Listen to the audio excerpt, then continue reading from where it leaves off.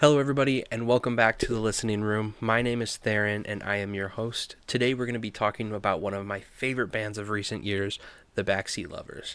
We're specifically going to be talking about their 2019 album, When We Were Friends.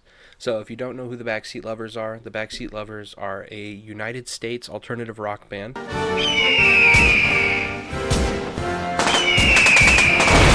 Score one on the board for USA. The band is from Provo, Utah, which means they're probably Mormon. Just kidding. I don't actually know if they're Mormon, but it's a 50-50 shot if they're from Utah. Are you sure about that? The members are Joshua Harmon on vocals, Jonas Swanson on guitar, Juice Welch, which I hope they call him Welch's Grape Juice because that's a funny name, on drums, and then KJ Ward on bass.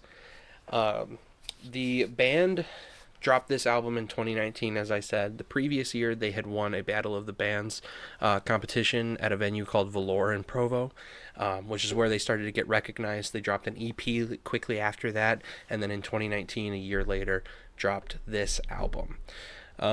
The Backseat Lovers quickly got popular. I mean, they really kind of skyrocketed with this album, and it's a great album, so it's no surprise why.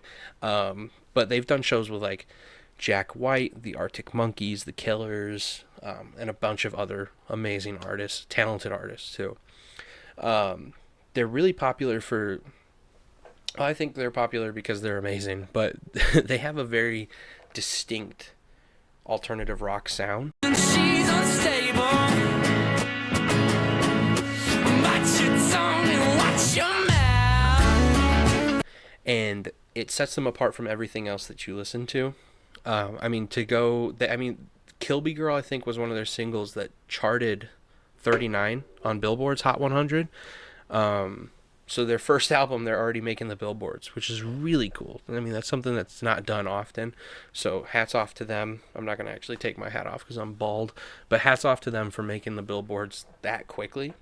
As we discussed, the band is fantastic. But one of my favorite things that this band does that sets them apart from other bands in the genre, every single song, it seems like, they give a break for instrumentals where the band is just playing together. There's no vocals, and it's just like you can truly feel how passionate they are about the music in these moments because it just comes through. You can feel the passion that they have.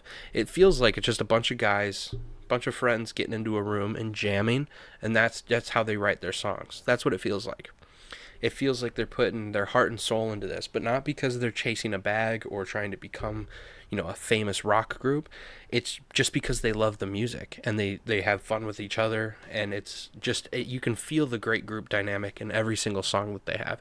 But those instrumental breaks that they give in every song give you as a listener a chance to just kind of melt into the sound and melt into the music, and it really takes you to like a really good headspace.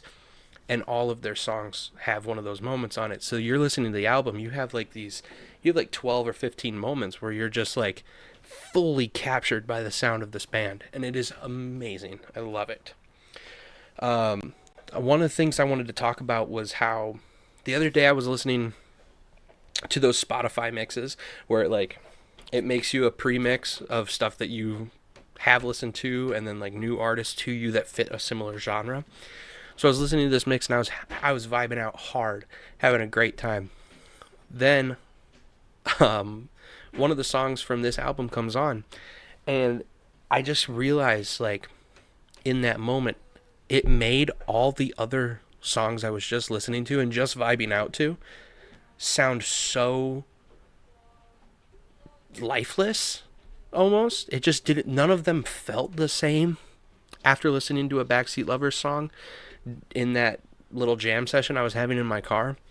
It's just weird how, like I said, you can feel the passion in their music, but they're leaps and bounds ahead of everyone in that genre specifically, and then leaps and bounds ahead of all the other artists making music today. A lot of music today just kind of feels bland, straight to the point, lifeless, mundane, would be a good word. But not the Backseat Lovers. Everything they do seems to have a lot of heart and soul behind it, and you can feel that when you're listening to the music. So let's get into my top 3 songs on this album, so you know what time it is. Put that podium up there. We're going to talk about top 3 on the album. Coming in at bronze is a moody song about being upset that your ex is moving on so easily, and you're not.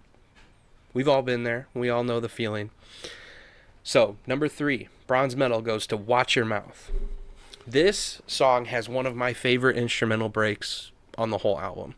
It's just groovy. It's got that almost jazzy drum beat to it, and then you've got the alternative rock guitar tuning, and it's a vibe.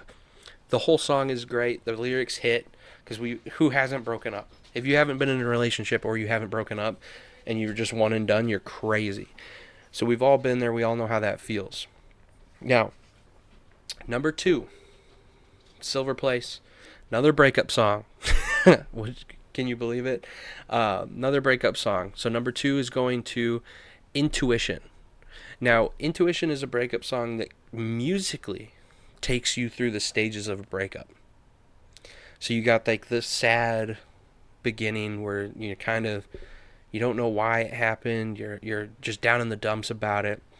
Then you got the angry middle where you're like upset about, how could you do this? You're bad, I'm good. That kind of middle section.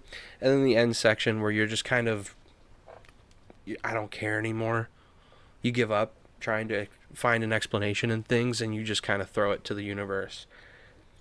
Coming in at number 1, gold medal.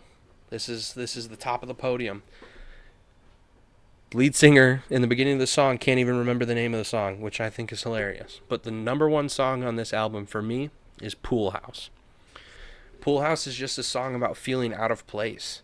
Being at a party and feeling out of place. You don't feel like yourself. You haven't been yourself lately. And you're looking around. You don't really know why you're here. Nothing's helping. You just kind of feel off.